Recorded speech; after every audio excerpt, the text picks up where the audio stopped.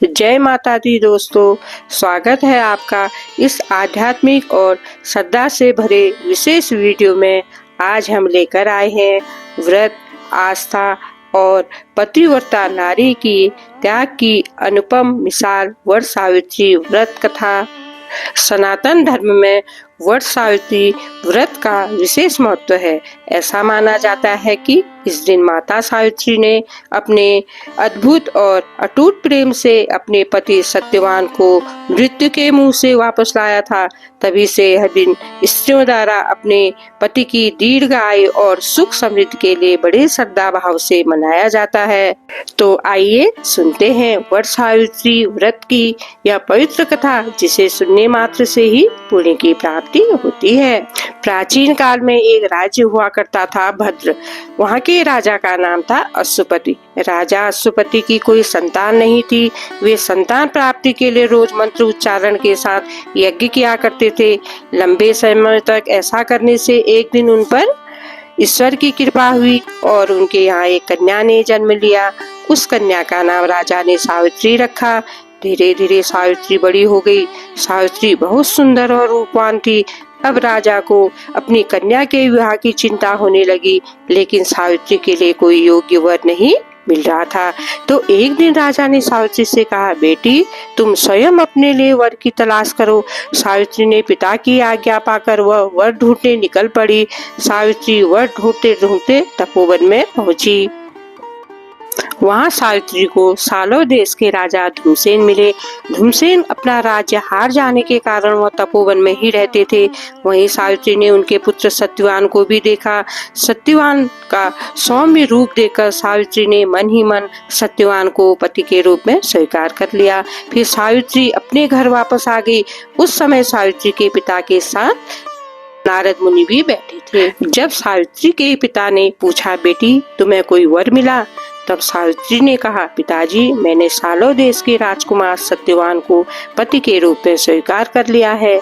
यह बात नारद मुनि भी सुन रहे थे और वो आश्चर्य से बोले, राजन ये तुम क्या कर रहे हो? क्या तुम सत्यवान के बारे में जानते हो? सत्यवान रूपवान और गुणवान तो है ही, लेकिन वह अल्प आयु है।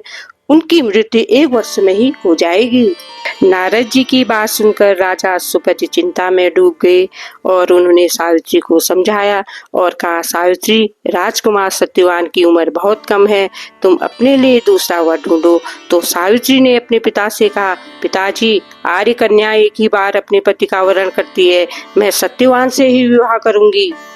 सावित्री की हट को देखकर आखिरकार राजा ने सावित्री का विवाह सत्यवान से ही कर दिया।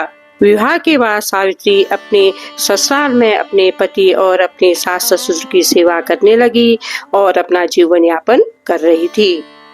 आखिर वह दिन आ ही गया जिसका सावित्री को डर सता रहा था, सत्यवान की मृत्यु का दिन। उस दिन सावित्री का व्रत था और वह पति के साथ वन में गई। वहाँ सत्यवान पेड़ काटते हुए बेहोश हो गए और यमराज उनकी आत्मा को लेने आ गए।